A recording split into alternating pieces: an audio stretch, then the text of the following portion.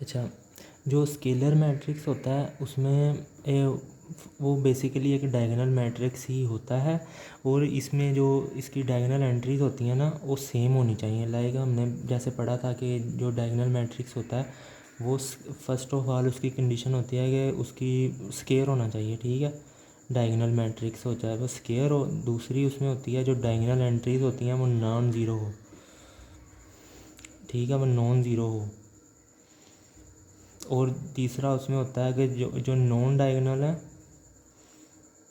जो non diagonal entries है ना, एंट्रीज़ हैं वो ज़ीरो हों।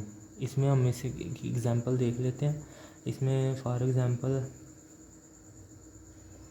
अगर हम एक सेट लिखते हैं सी इज़ इक्वल टू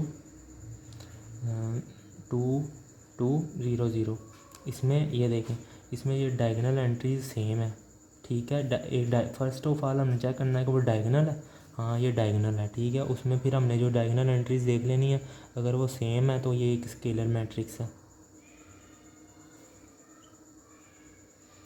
देख लें ये स्केयर भी है, इसका हमने ऑर्डर लिख लें तो ये 2 बाय 2 बनता है, 2 रोज़ 2 कॉलम्स हैं। इसी तरह अगर हम चाहे एक और मैट्रिक्स लिख लेते हैं 3 बाय 3 का, ठीक है, उसमें डायगोनल सेम डालते हैं और ये हो गया।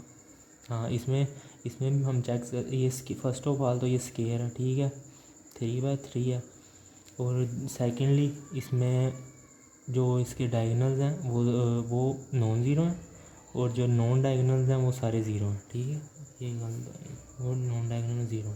इसी तरह हम देखें तो आइडेंटिटी मैट्रिक्स होता है। इसमें क्या होता है, इसमें जो ये भी एक डायगोनल मैट्रिक्स ही होता है। इसमें ये क्या होता है, जो डायगोनल एंट्रीज होती हैं वो 1 होती हैं, ठीक है। फॉर एग्ज़ाम्पल इसमें अगर हम एग्ज़ाम्पल ले लें, फॉर एग्ज़ाम्पल इसमें अगर ले लें हमारे पास एक सेट है ए इज़ इक्वल टू 1 1 0 0। इसमें diagonal entry first of all जो हमारा पहले डायगोनल मैट्रिक्स होना चाहिए, ये स्केयर है, ठीक है, इसका ऑर्डर 2 बाय 2 है, ठीक है, ये स्केयर है, पहली कंडीशन पूरी। दूसरी डायगोनल एंट्रीज नॉन ज़ीरो है, डायगोनल एंट्रीज नॉन ज़ीरो है इसकी, ठीक है, दूसरी भी पूरी। तीसरी नॉन डायगोनल एंट्रीज जो है ना, नॉन डायगोनल एंट्रीज जो इनके अलावा बाकी चीज़ें हैं वो ज़ीरो हैं, ठीक है, ज़ीरो है। अब हमने आइडेंटिटी मैट्रिक्स के लिए चेक करना है कि ख्वाह जो डायगोनल एंट्रीज हैं 1 है, हाँ इसकी डायगोनल एंट्रीज 1 है, तो ये एक आइडेंटिटी मैट्रिक्स है।